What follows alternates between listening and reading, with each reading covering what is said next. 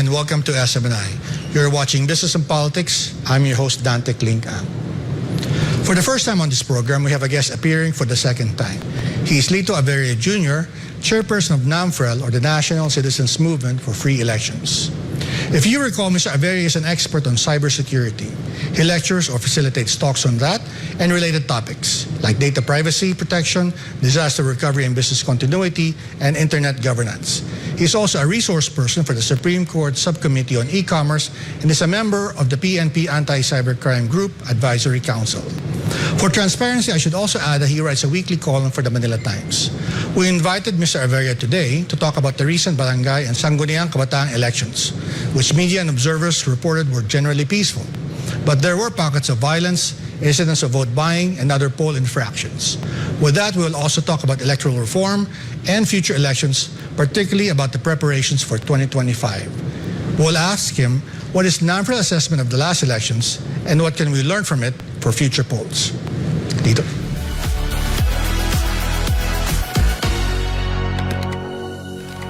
Mr. Lito Averia, thank you for coming here for the second time. Good evening. It's a pleasure to be here. Well, it's been a couple of weeks since we had the BSKE. I believe in Namfrel's initial assessment was that the elections were generally peaceful. We heard similar things from PPCRV. But now that the dust has settled, does your initial assessment hold? Well, it still holds. In general, it was peaceful and orderly. The conduct of and the execution of the process. Okay.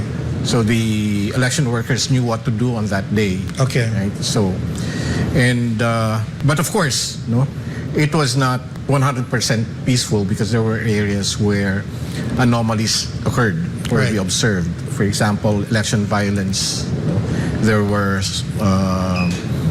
shooting incidents that were reported. There were intimidation and harassment incidents that were observed. Okay, so that's the peace and order assessment. But when we do assess the elections, we ask ourselves our questions. Was it competitive? Okay. Was it free? Okay. Was it fair? Okay. Right. So those are some of the those are new metrics that. These are international metrics. I see. Okay. So what we do is we look at, let's say, for example, with competitiveness. There were areas reportedly, as observed by observers, that there were barangays where there was uncontested positions. Right. Meaning, there's only one. No opponent. Yeah. No opponent for the posts. Yeah. Okay, even in the sangguniang kabataan elections. One specific example that I can cite is the case of Baguio City. Okay, which you were. Yes, I visited them a few weeks before the elections, the election officer in Baguio, and I was told that 16 out of 128 barangays did not have any SK candidates. Right. So there was no choice. The youth in Baguio, in those barangays, did not have anybody to choose from. And we were talking earlier that there are some areas, I said, in the country where there were no candidates at all. I think this was in the SK elections, or this was in the SK elections. Specifically, Baguio City is an example. Okay. Is an example. Okay. In the south, in I think in Basilan. Okay. Our observers reported that in the barangay level, there was only uncontested positions again. Right. Okay. So competition there was no competition at all. I was meaning new metrics in a sense that, for the media, I guess for the public, we're always so focused on the violence, the vote buying, and these types of anomalies. But these things that you're bringing up, they matter, right? I mean, was there no opposition or no candidates in some areas because of some manipulation by local politicians, or because there was no interest among the people to run for public office in those areas, or was there something else happening? In the case of the SK elections, probably it's a result of the anti-dynasty provision in the SK Reform Law of 2015, where it provides that you cannot run for an SK post if you have relatives up to the second degree of consanguinity or Right. affinity. Right. That means your father, your mother should not be an incumbent officer in any Right. local or national post. I remember that because our president now, I think, claims credit that when he was a senator, he was one of those who, I think, introduced that particular provision on the anti-dynasty, and he was saying that this Yes. was the only law in the Philippines that actually puts that in effect Yes. for elections. Right? For election, right. So in the case of the SK, that probably was the influence. Okay. That was the factor that had to be considered. In the barangay, again, especially in the barm areas, we know they have a different kind of politics. There are different dynamics, yeah. Yeah, the dynamics there. So it would be ruling families, for example. Right. Right. So that's an issue that we have to closely examine. Okay. Although I'm aware that in the Bangsamoro Electoral Code, there is also an anti-dynasty provision. I see. But that will kick in 2025 After, yeah. when they hold their elections for the parliament. Right. Right. Right. Synchronized with our national and local elections. Right. In 2025. So those are the two laws that have anti-dynasty provisions. Okay. Okay. Careful study that should be part of the election reforms to introduce the anti-dynasty provisions in our omnibus election code. Right, to reform that's part of the reform of the omnibus election code. Right. So was that an unforeseen or outcome, or was that in a way expected? I mean, in particular, for example, the lack of candidates for SK. Was that anticipated by anyone? And what does the law say about that? Would someone be appointed?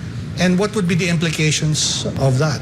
Well, the impact of that provision was not exactly discussed. Right? Okay. There was no discussion. Because we're just now seeing yes, as we are now seeing the barangay elections results. have been delayed for Right. so many years. Yeah.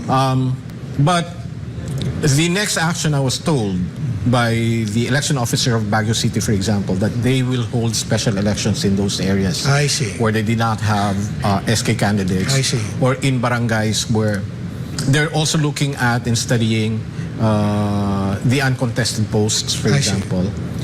And then complete slates. There were incomplete slates. In other words, maybe barangay captain and as well as maybe 3 or 4 kagawads would run for the election. So you still have about 3 or 4 to fill in. Yeah. So they're looking into that. But in the end, if they cannot fill in the positions, I think the local chief executive has the prerogative to appoint somebody to fill in the vacant posts. That can be problematic, can it? Maybe. So we'll have to study the impact and implications of those.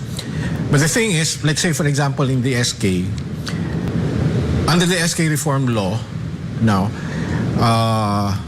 is that the limit for the SK officials would be, the minimum age is 18 years old. The reason why they defined it to be 18 years old, while the SK, the youth age of 15 can vote, Right. they cannot run for the position unless they're 18 years old. Okay. Because that's how we define our age of majority. Okay. Right? The legal age is Right. at 18. They said when they were studying, the legislators, when they were studying it, if an SK official, let's say sitting official, is below 18 years old, he does not have any legal capacity to sign contracts. Right. Execute contracts. So under the SK reform law, Seems to be a minor, yeah. Now they are granted some budget, Right. which they can use, they can control, so that they can contract agreements or services from third parties, for example. So now they have the responsibility to manage their finances, their budgets. Right. Right. So that's one reason why the minimum age was defined to be 18. Yeah. What's your sense about this suggestion before? Some people were saying that maybe we should get rid of the SK, or maybe to some extent the barangay also, because but the SK in particular, because I think the intent of creating that system was to expose younger people to leadership position, train future leaders, right? But the critics have been saying that it's become opportunities to corrupt young people because of this responsibility to manage funds and other responsibilities to the city, and that therefore maybe they should be studying instead of participating in, you know, the local governance of cities or barangay. Well, again, it's the reason for that is youth engagement. Right. Right. We have to get our youth involved already at an early age. Right. So, for example, at To be Namfrel, politically aware, and Yes. participate in democracy. right. Yeah. So, for example, at Namfrel, we have a training program for the youth to get involved in, let's say, monitoring the performance of the barangays and maybe even the local government, the city or the municipality where they live. Right. Right. And they have to be capacitated. Right. They have to know how to monitor what are the things that they should look for. So we get them engaged at an early age and they learn the process. Right. In the same manner that in politics, okay, it's supposed to be non-partisan to begin with, Right. but that's the onset of the politics. Right. Sadly, that system was, of course, manipulated or even taken advantage of by certain politicians. We know that from the past. Yeah, I want to go back to that, but what is the implications now of these one candidate running for barangay for some barangay areas? What are some of the things that you are looking at as Namfrel? Is it because of maybe just non-interest, apathy, political apathy, or is it something more nefarious as maybe some intimidation of potential candidates maybe shying away from running because maybe they don't get along with or is the jury still out? I mean, is Namfrel's still trying to investigate and trying to get at the bottom of things?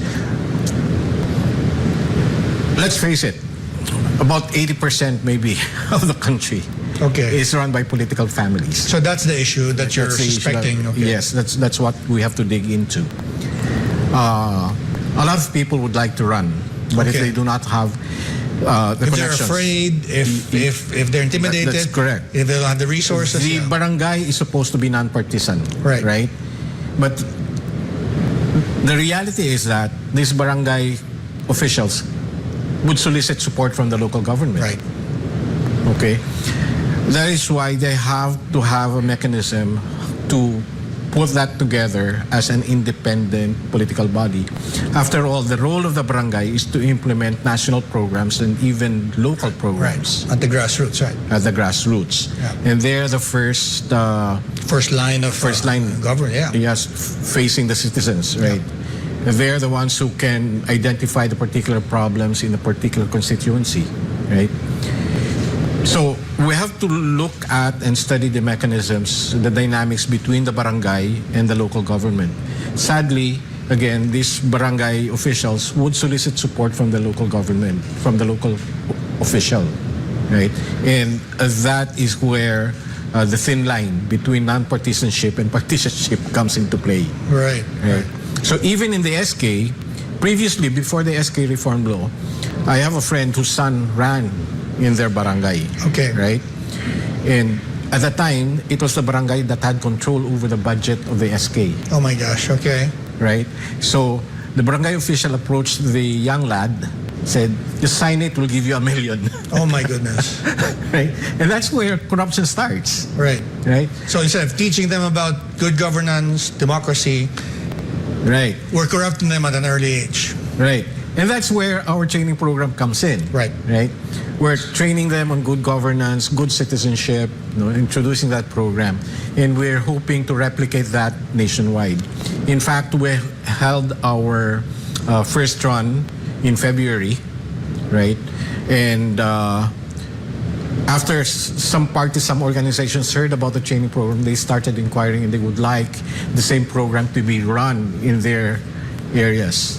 Well, we have to take a quick break, Lito, but before we go, maybe if you can just answer very briefly, do you think you're winning the battle on that or you're falling behind? We're just starting. Fair enough. And we have to bite the bullet, right? Because we're seeing, at this day and age, especially of technology, right? We're so polarized. Yeah.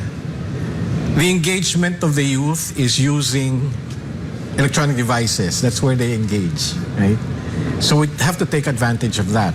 And there's influence on the youth on misinformation and disinformation. Yeah. So we have to teach the youth how to really distinguish. Right? We have to teach them how to critically think. Right. We have to teach them how to discern, right? Those issues, what is right and what is wrong, what is misinformation and disinformation. So that they can participate responsibly in the electoral process. Right. We'll have to take a quick break. We'll be right back. This is Business and Politics. We're talking to Lito Averia Jr. of Namfrel.